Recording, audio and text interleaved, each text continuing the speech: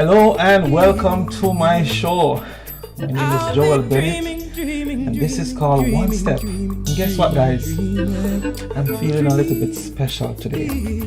And you want to know why? I made a new friend and I'm thankful. And not just a new friend, I have a new member to the family of One Step. Kenisha Goldberg Bodu. Did I get that right? Yes, Bodu. Bodu. I'm still a little bit jealous of the man that gave her that very I'm jealous, but okay. name.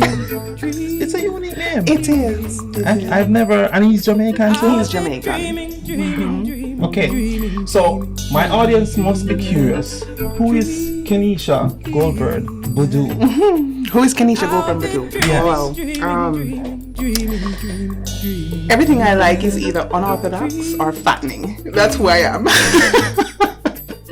Why fattening? I love food. Kenisha loves food. Kenisha really loves food. Okay, on a serious note, I'm from Mandeville, Jamaica. Yes.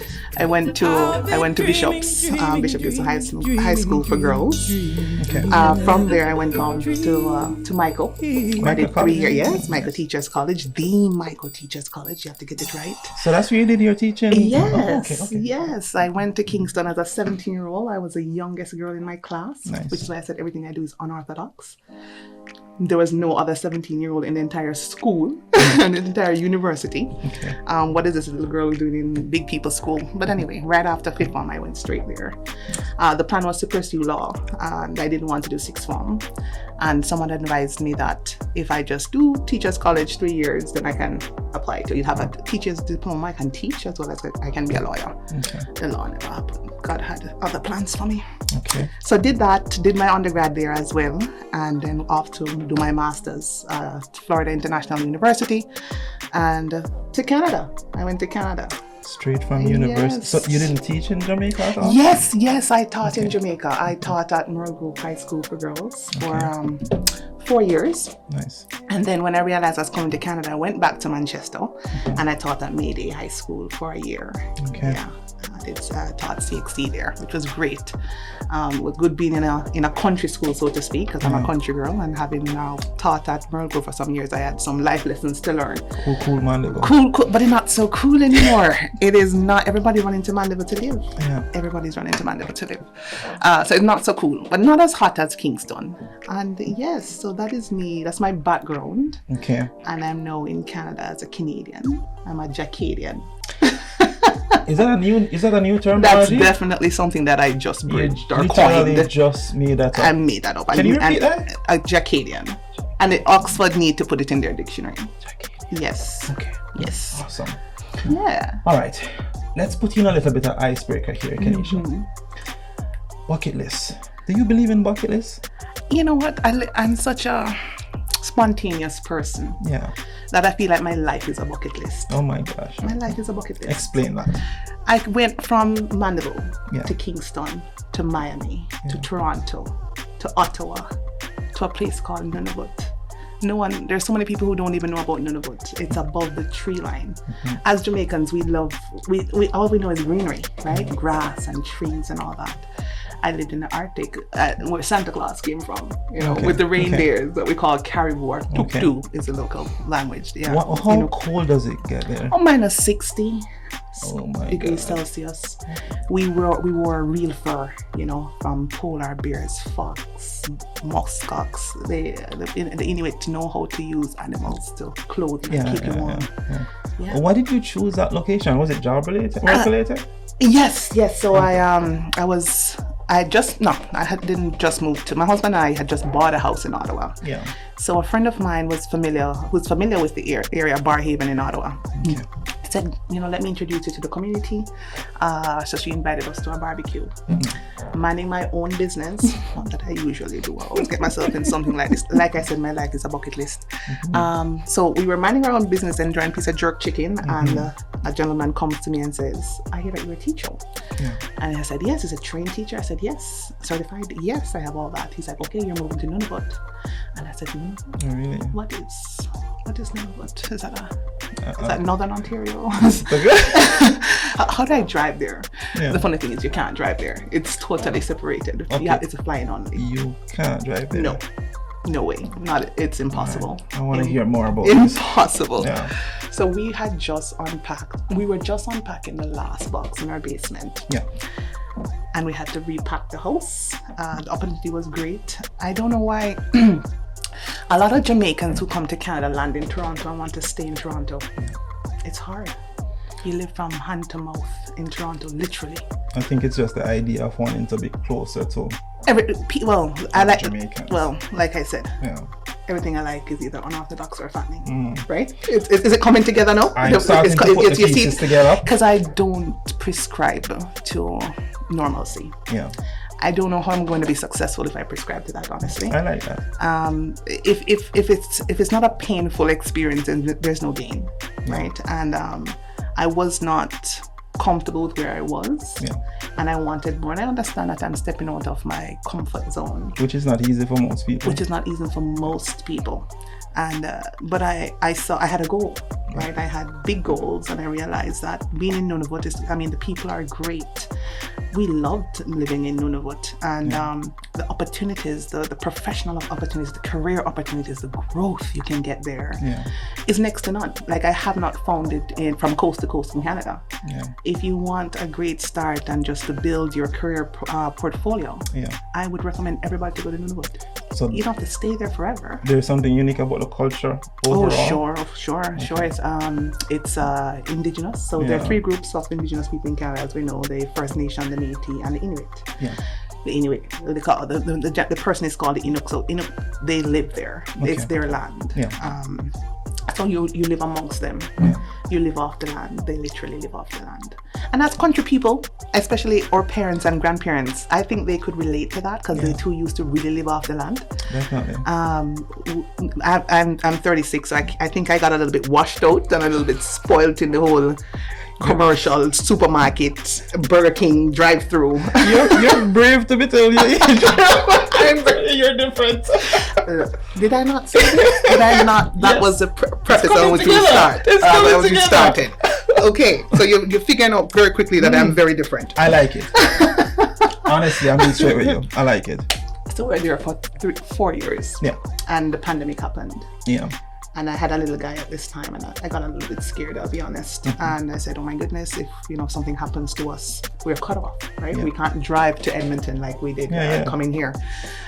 So I decided to look further south, and that's how I ended up in Northwest Territories. Okay. Now, Kenisha is from Yellowknife, but we're coming to that. Coming to that. I want to understand, Kenisha, because which subject were you teaching there? Well... Another story there. That's another story. That's why we're here. That's another. How much time you have? Listen, don't worry about the time. We're having enough lighting, because night might catch us. We have lights. We have lights. We have cameras. We don't have food. Oh, you don't have food? Some water to sip. I won't dead to thirst. I promise you.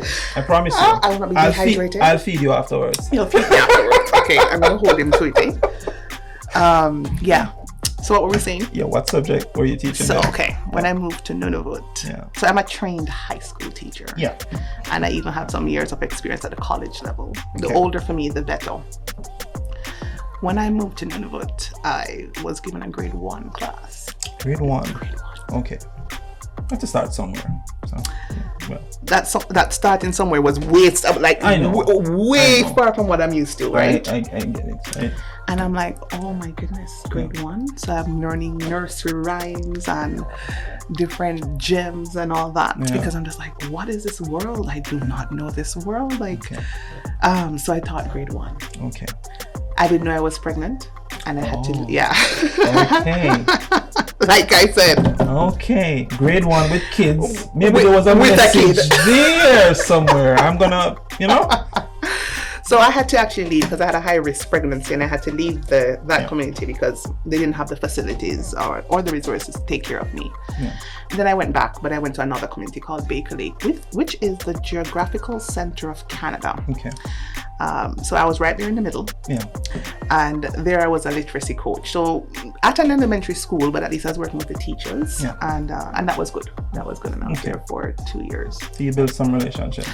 Many. They're still my friends today. That's good. Still my friends today. As a matter of fact, I don't think in all my years in Canada, if I built greater, more, let's call them nourishing friendships like I did when I was in Nunavut.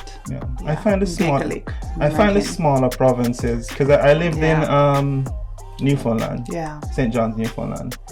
And then when I came to Edmonton, I moved to Spruce Grove. And I find that like in the smaller communities, there is always community, yeah.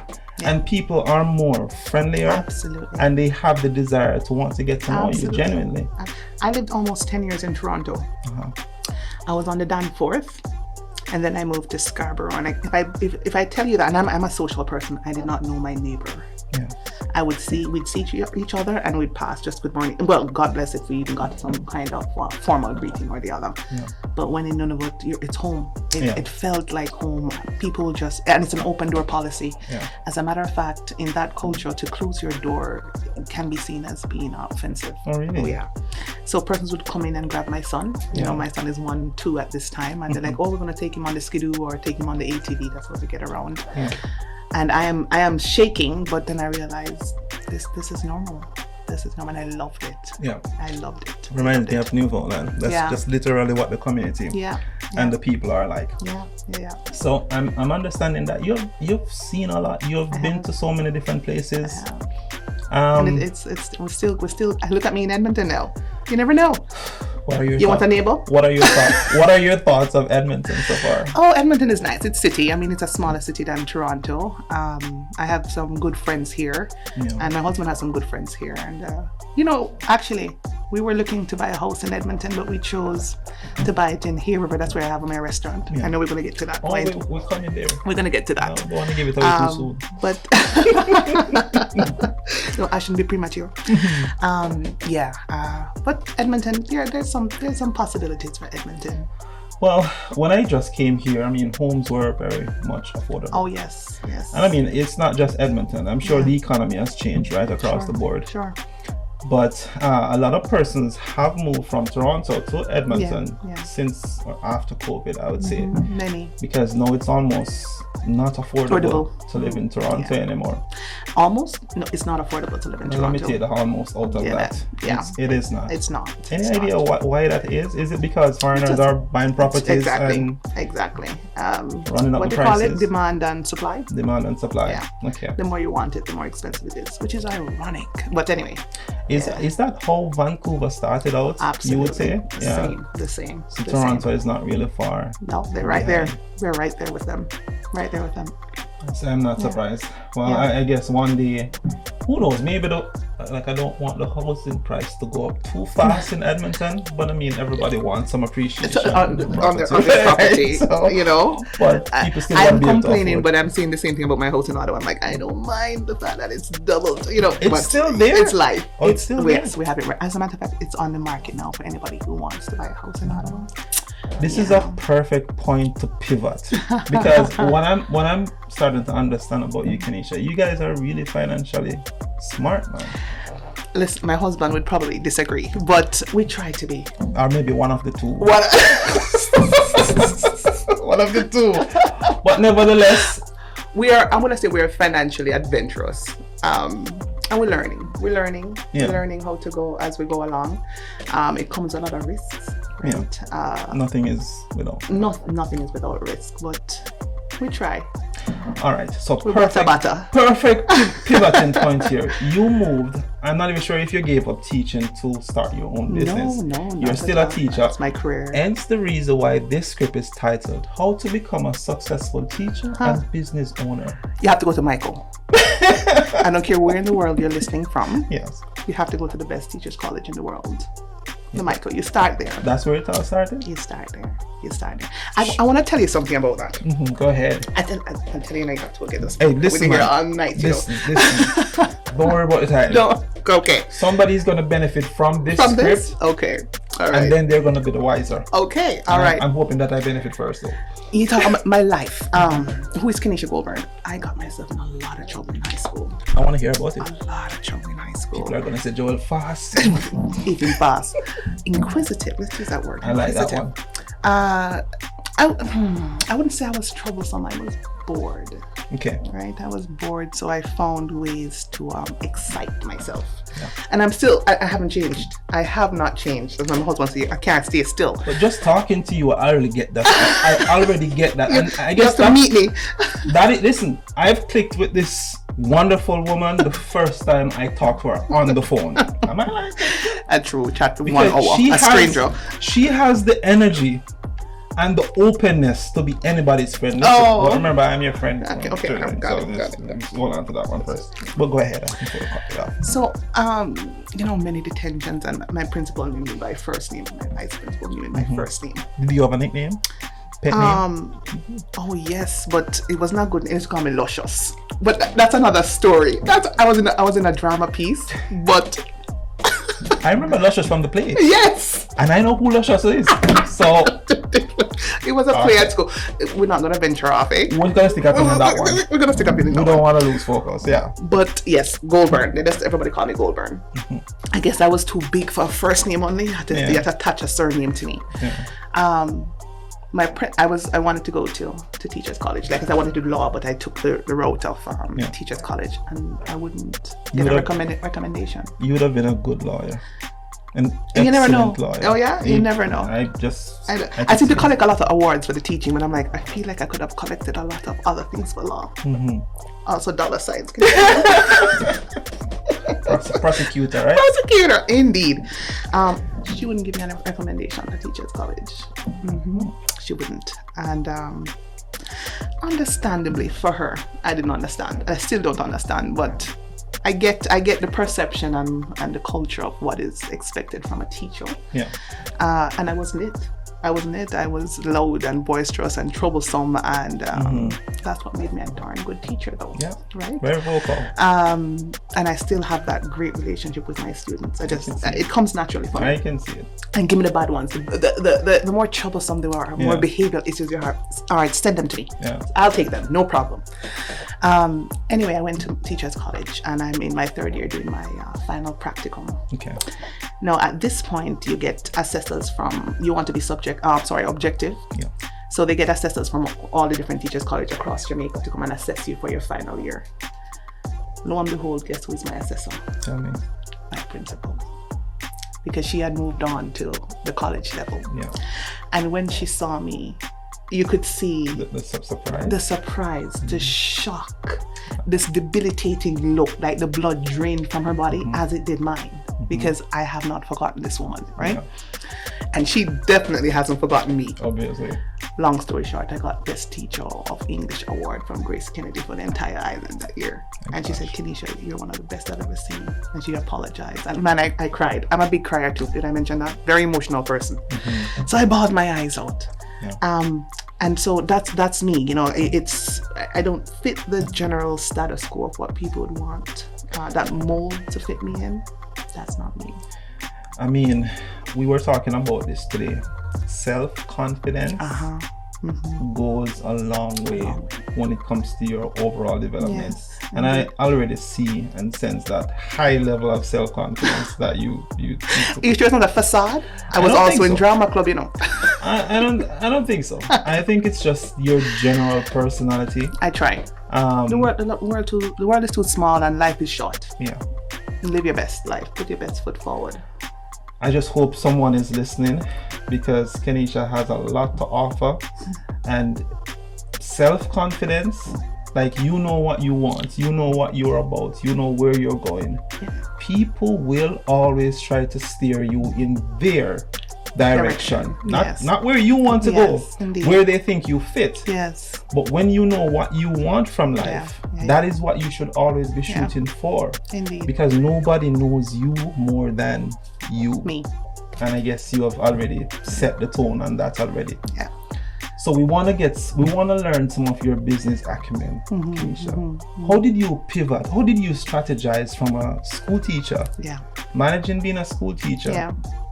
and venturing off into business owner. So on my bucket list was always to own a business. Really? Since I was a child. Okay. My father was a trucker. My mom worked in the bank for almost 40 years. And my father is the least educated yet made the most money. And my sister, like he had good business acumen. Could you say he was street smart too? I'm going to say bottom line, that was street smart. I feel like that's an intelligence that is underrated.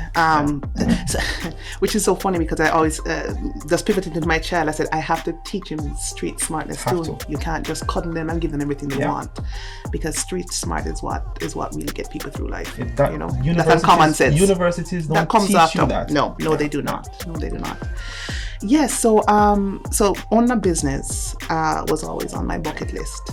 So it's not to go to Maldives and go on cruise and all. I mean, I feel like those things will come into play, right? That will fall into play. That's not my bucket list.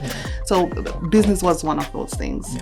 And aligning yourself with like-minded people. Bingo. Is such a skill in itself. Secret ingredient. It is that ingredient you need for that recipe of success.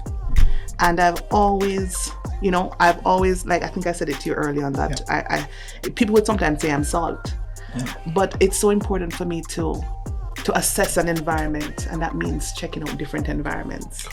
And I knew what it is that I wanted in my inner circle. I need to meet toxic people, and I need to meet career-driven people, and I need to meet family-oriented people, and I need to meet business. Like, you need different categories of people in your life. Not because you like music, you want to talk to musicians. Like, you have to branch out, and I did just that.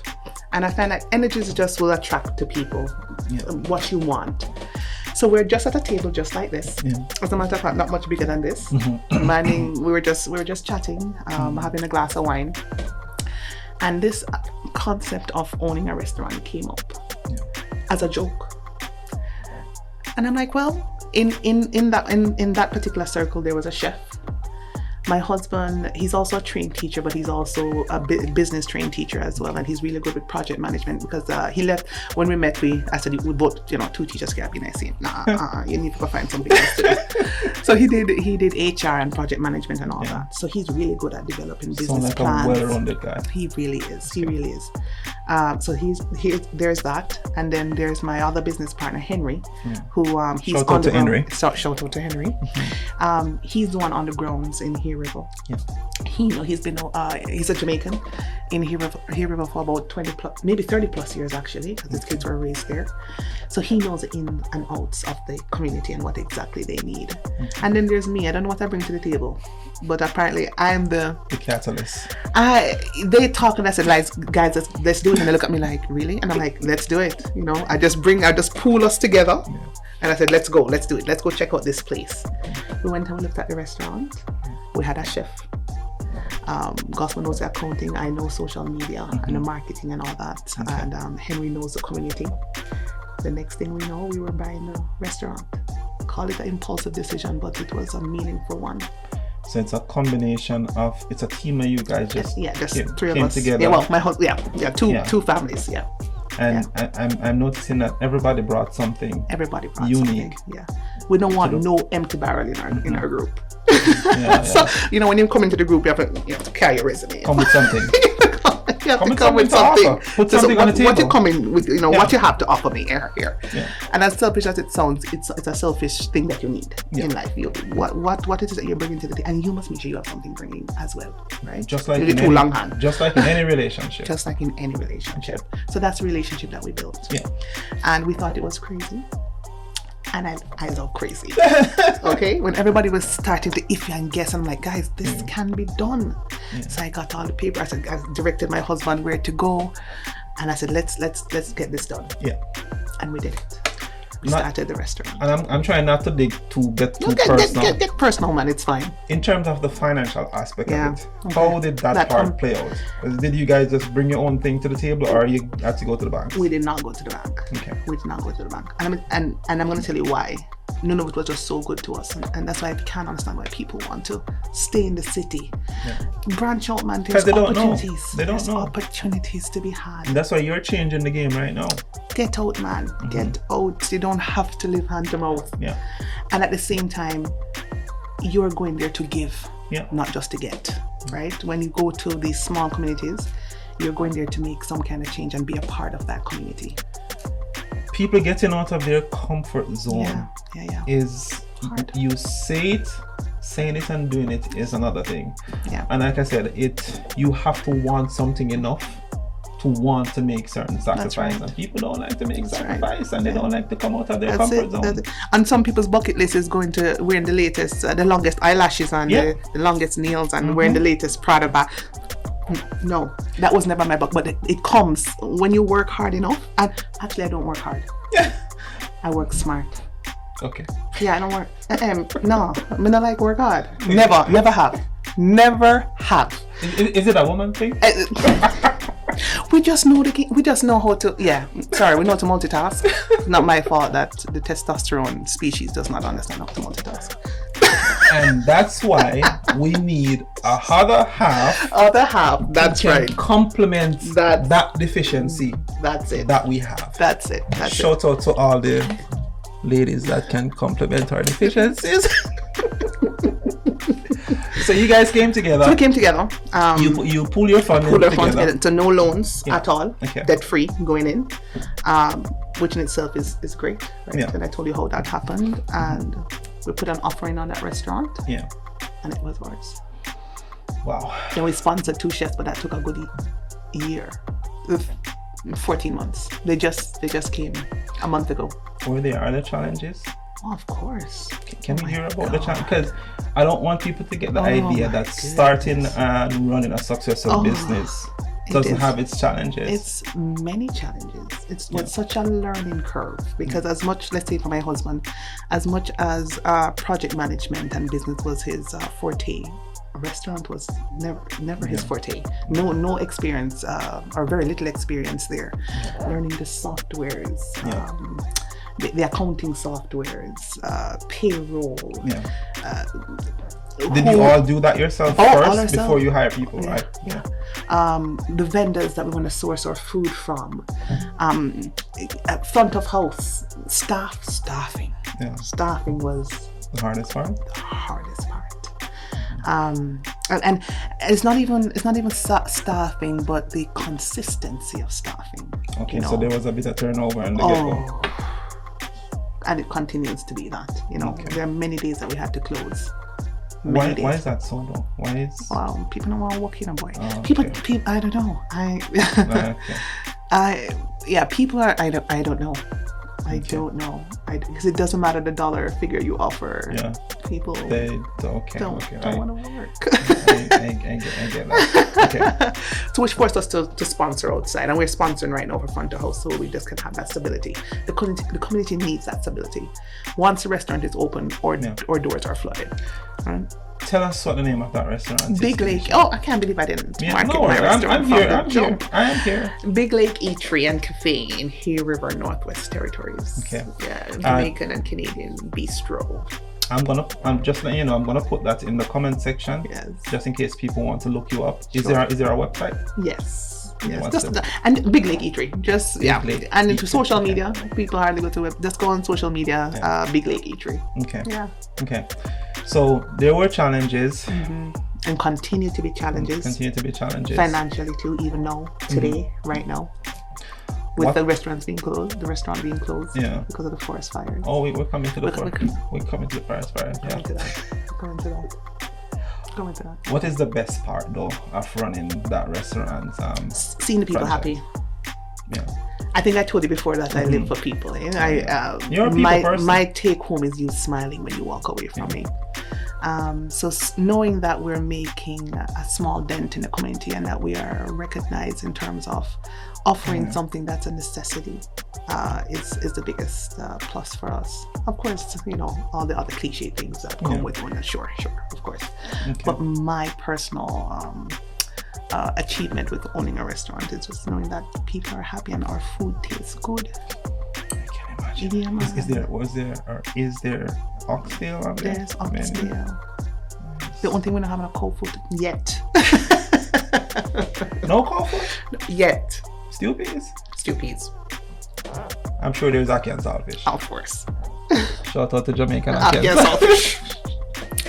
Even though my Canadians love to call it egg. I'm like, it's not eggs, guys. It's not eggs. I've heard someone call that.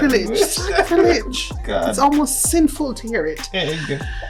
It's not eggs.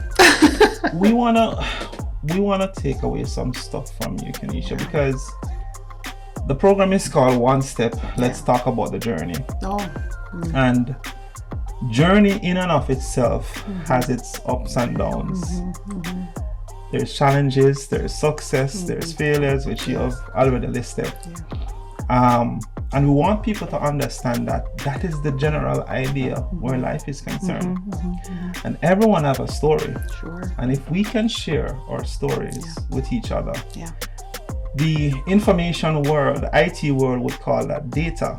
And data is not just for online processes. Right. It's for life on a whole. And so when I share my journey, when you share your journey, we can take something from it to improve ourselves. And if not us, our kids, their kids, and maybe the person who is struggling with life now on a whole, we want to play a part to contribute to that person's life, so we can all improve ourselves and dodge some of the failures that comes and the hurdles that come with life. So from your experiences, Ken, from your years of journeys, your success, your failures, how would you say that you have learned that you really want people to, when somebody uses that and I say, I really want you to know this. Sure. I want to hear that you really want me to know this experience. People have to be risk takers. I told you I just finished my master's when I moved to Canada. What I didn't tell you is the fact that I came on a caregiver program. Okay. I was a nanny. A nanny. There you go. From a middle class home, just about to pursue my PhD. Okay. I decided that I wanted more to life.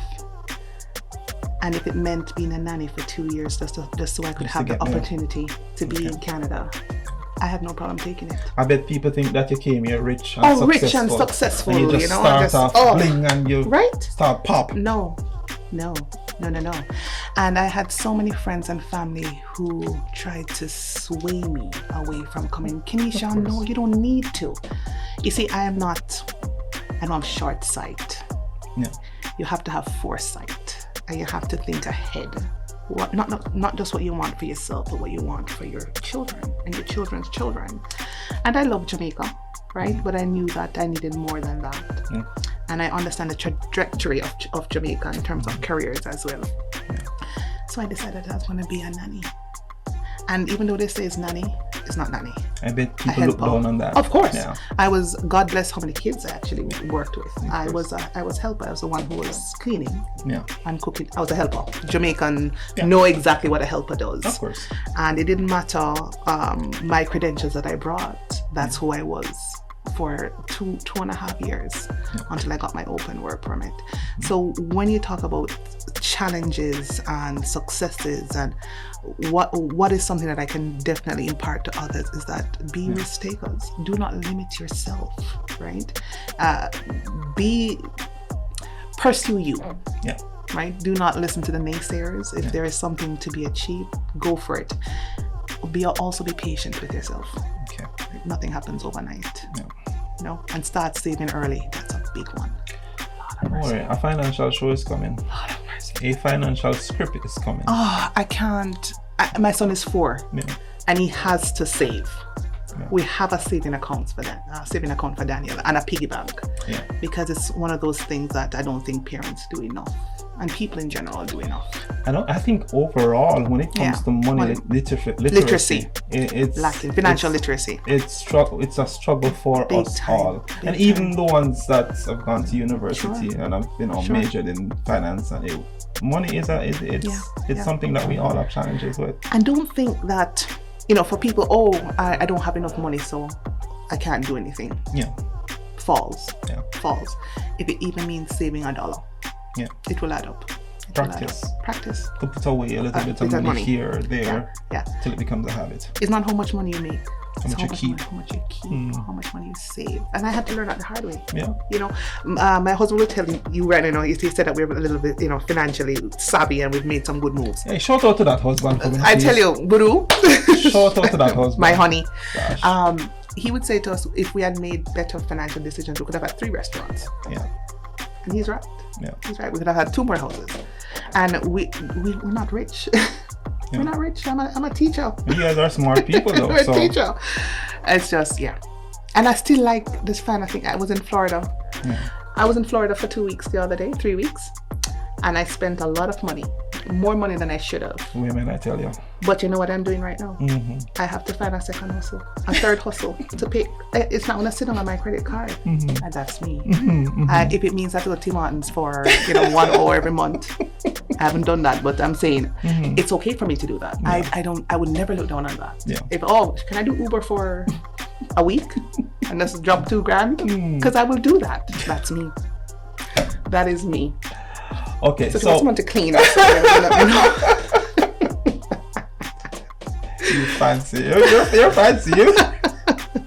Yes, I will put on my crepe and do my work and then put on my Louis Vuitton heels when I'm done. Because that's me. Yeah. Listen, whatever makes you happy. What? Whatever makes you happy. I guess, again, you're just hitting all the points here. Let's talk about relationships. Wow. Your favorite topic? My favorite topic. Now I start sweating. Room got glammy. I cannot have you on my show, Kenisha, and not get some relationship advice from I you. need relationship advice, Jojo. Of course, man. Relationships. Men and women, we both need the information as to how to improve being a good husband, partner, spouse, whatever you want to call it. Both males, females. Yeah. Give us some wisdom. Impart some wisdom for us. I can give you some failures, and then you. Hey, listen, we learn from failures too. That's me. So if you even want to start out with the failure, give us that data. Okay. What is the age group of your listeners generally? Do you have an idea of that data? Why should there be an age group? Why should there be an age group? If you're old enough to be in a relationship, you're old enough to listen. You're old enough to find out what you did to do that. Social media. When When it comes to measuring your relationships and what it is that you can get. Is anybody even listening to that nowadays? Not a soul. Because everybody's glued to their cell phone. Yes. And not outside of seeing that facade, that world of social media. Yeah. They're also, because of that, they're ignoring the real relationships that's in front of them, right? Because they're so distracted by that cell phone or that computer or that iPad or whatever it is, that instrument that they're on. I wonder if people understand that the things they see on social media. I mean, you can go and put on some makeup and put on the fanciest of dress, go in front of somebody's car or house, take some pictures, dance a bit, and create a facade that people accept as reality. Yes. You know, it's so funny you said that. I told you I was in Florida the other day, living my best life. And I rented a car. It was a GT Mustang 2023, right? Drop top on the whole 9. Of course, I took some pictures. I had friends calling me saying, Kenisha, congrats on this new car. I said, Lord God. It's like I have to have a disclaimer. This is not mine. This is not real. And then I realized, my goodness, it's a perception, right? And I'm like, no. And this house that I was in, I'm like, guys, that's an Airbnb. I do not own this property. But they just want to see that, and they start judging their own lifestyle. Or what is Kenisha doing to be achieving these big things? Guys, no, do not live your life based on what you see. It's number one. It's an everyday affair. When it comes to social media and people being fooled. Yes. That their life is limited. Not. Yes, they're lacking. They don't have enough. Tom and Mary is living the life, and I'm here still struggling. You don't even know who Tom and Mary is. That's right. So that's right. Relationships, it's the same thing. It's the same thing. When you're in a relationship, do not judge or measure the tenets, the skeleton of your relationship based on Tom and Jackie's relationship. Yeah. And we have a tendency to do that.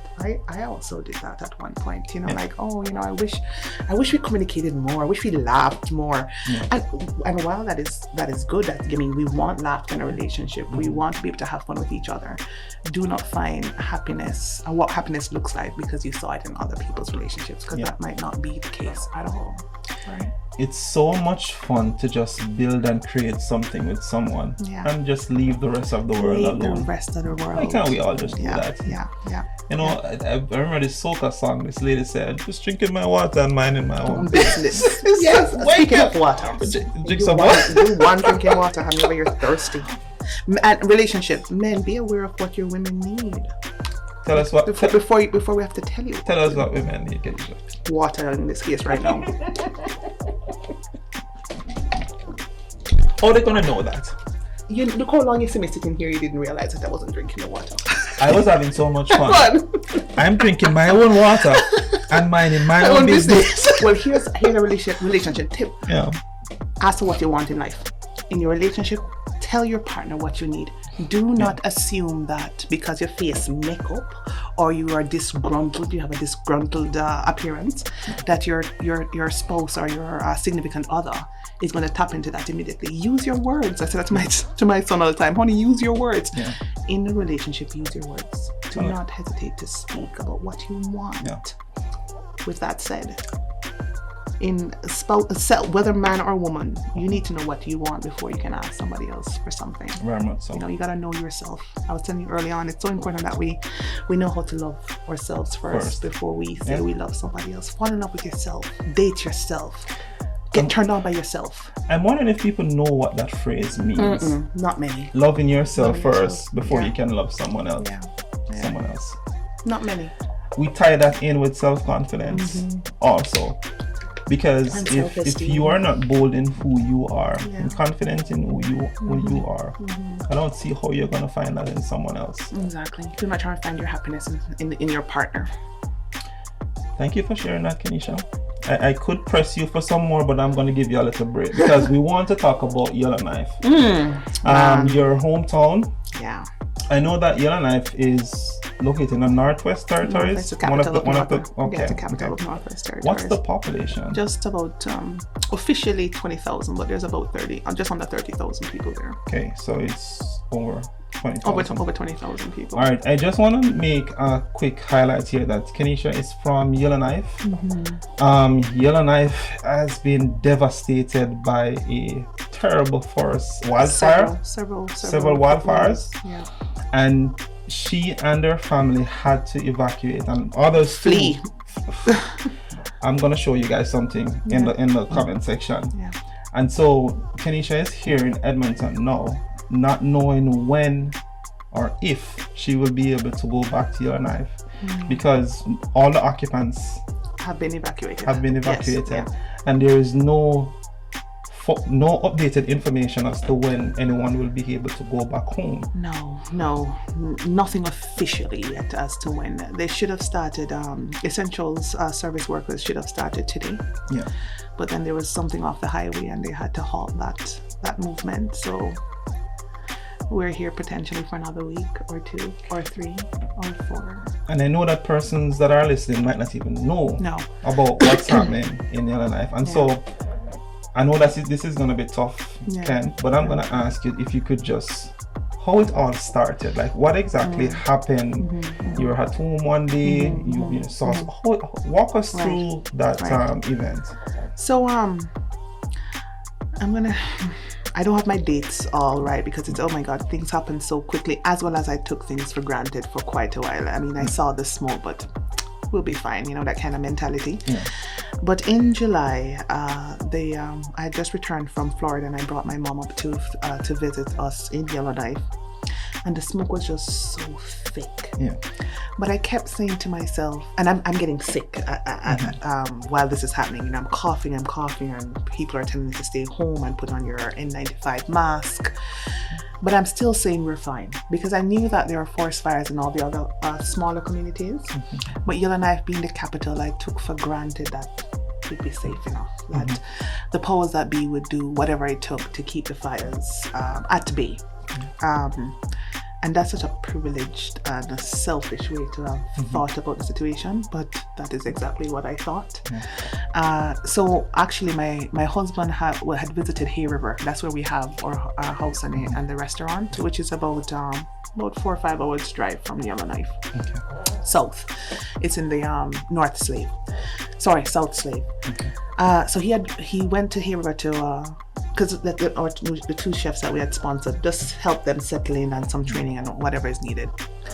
And then while he's there in the middle of the night, he gets, I guess, an alarm goes off in the community. And Hay River is pretty small, just about under 4,000 people. An alarm go off, and everybody's being told head south, which means head to Alberta, because there's an impending fire. And my husband, he's trying to talk to me. It's a total uproar. He went down for one night, so he had nothing, no passport, nothing, just a vehicle and his credit card and his phone, and that's it. So he had to grab everything and go. Even with this, I still think I'm fine in Yellowknife, right? We're fine in Yellowknife. So I know he's fine, and I'm like, you men have proven to us that you can survive in this world by yourselves. I don't believe that. You guys are so resilient. I mean, that's why we need you, right? Because you just know how to grab a bull by the horn. So I wasn't too worried about him. I'm kidding. I was petrified, actually. She's just okay. I'm just kidding. But I have my mom and my son in Yellowknife. And the smoke is just getting thicker and thicker. And I'm hearing people talking about leaving. Okay, I just got back. I'm getting ready to go back to work. I start this new school year, and my son is going to go into a camp, just wrap up the summer. I'm not going anywhere. We're fine. And then a good friend of mine, her husband calls me, and he says, you have to go now. And I'm like, I'll go later. No, leave now. Okay.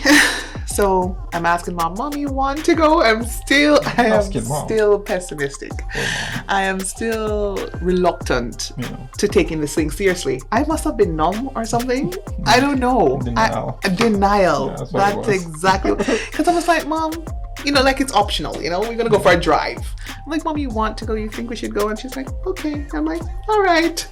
So I call a colleague, and she said their family is also leaving, so we can trail them. And they have a what do you call that? That truck with a bed. Okay. Like a camper. Camper. Okay. And just trail us. It's fine. We're leaving Yellowknife, and that's when the reality hit me. When you see the forest fires on the side of the highway. See the fire this time. Oh yeah. And my heart is pacing. My son is very scared because there's blazing fire around us, and the atmosphere is just this bright orange. It's fire. There's between Yellowknife and there's a small community called Betchico. It takes about an hour drive. People work and live in Betchico, coming between Betchico and Yellowknife easily every day. It took us 3 hours because there's just so many people trying to get through, as well as slowing down, and people who are manning the highway saying, no, you can't go that way. There's too much fire crossing the highway. Sound like something out of a movie. It felt like something out of a movie. And it was only then I realized the danger that we were in. And if I could scream at that point to everybody remaining in Yellowknife, run, I would have. Because I just didn't realize what was literally at our tail. What's the saying? Fire there, moose tail, something. So the fire was literally at this moose tail. I know. I'm laughing. I'm laughing. So that was scary. And everybody else that in the group, we're like in a convoy heading out, they seem so ready.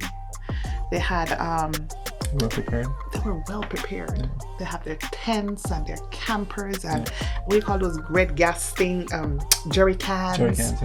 All I have is my tool on hand, my pitney, my mother, and our documents. So you guys didn't grab any clothes? We had had like two suits.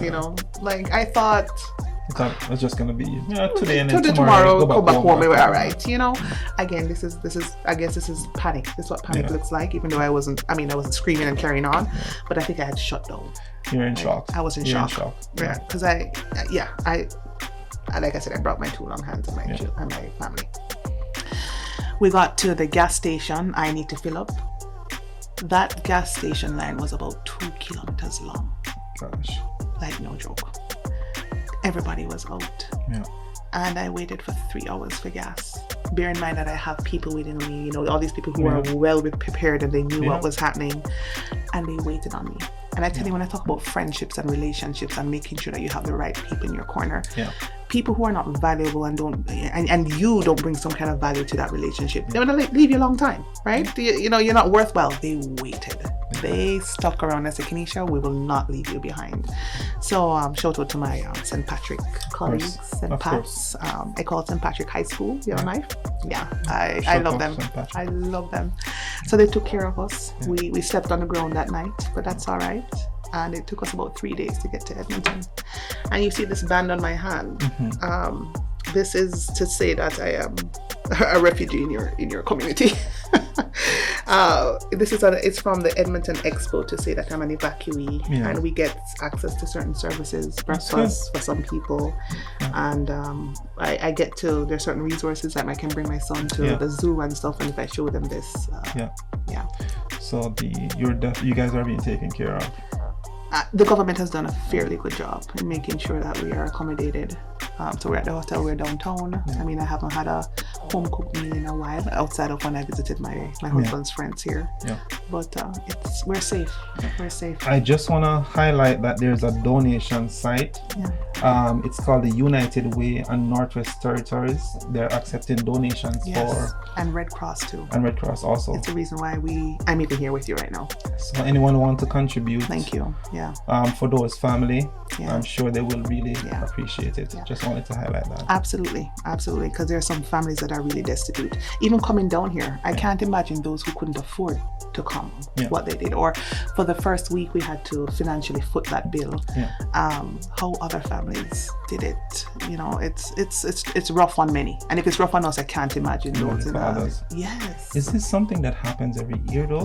Like no. wildfires? Oh no. I mean, sure. There's some forms. The intensity might be... never like this. This is unprecedented. Right across Canada, not just Northwest Territories. And I think globally, something is happening. We saw what's happening in Hawaii and what's happening down in the US with the flooding and the hurricanes. So the world is kind of turned upside down right now. It is. In terms of climate. The summer has never been this hot. Yes. I've never experienced a summer like this in Edmonton or Canada overall. Sure. So the world is changing, man, and I just hope that we're mindful of these things. So if you're a smoker, do not throw that cigarette butt on the ground. And we take it for granted, and I know many people who smoke and we just toss it. You know, that's one of the biggest problems that's happening. And fires have been easily caused by just someone smoking. Just that. Having a barbecue and thinking that it's fine, but all it takes is a little flint and it starts. Kenisha, it is a privilege. We are no friends. We are no friends. For life. I know I have a kitchen downstairs that I can come. Yes, you do. And if you're still here when winter comes. Oh, God forbid. You never know. You never know. Fingers crossed. Fingers crossed that I'm not here. I can come and visit. Wherever you will be in the world, just remember that you have a brother to call upon for whatever it is. Joel, thank you. The show is called One Step, where we talk about the journey. We just want to love up Kenisha for coming on today. Thank you. And sharing some gems and giving some love and just making our lives a little bit more appreciative. Because most persons don't understand that however you are living, wherever you are in the world, just appreciate what you have. Indeed. So we want to thank our viewers for just hanging in there, listening to our stories, our banters, rants and gems. Yes. Thank you for dropping by. Show is called One Step. My name is Joel Bennett. Kenisha, leave us with an encouragement. After the water. After you drink your water, of course. You know, I amaze myself on most days, and then there are other days that I put my keys into the refrigerator. But if I have anything to leave you with is love you. You know, love yourself, and then you love others, and everything else will fall into place. Don't go chasing. Good things will follow you. Have a good heart. Real talk. Yeah. Thank you for dropping by, guys. You all take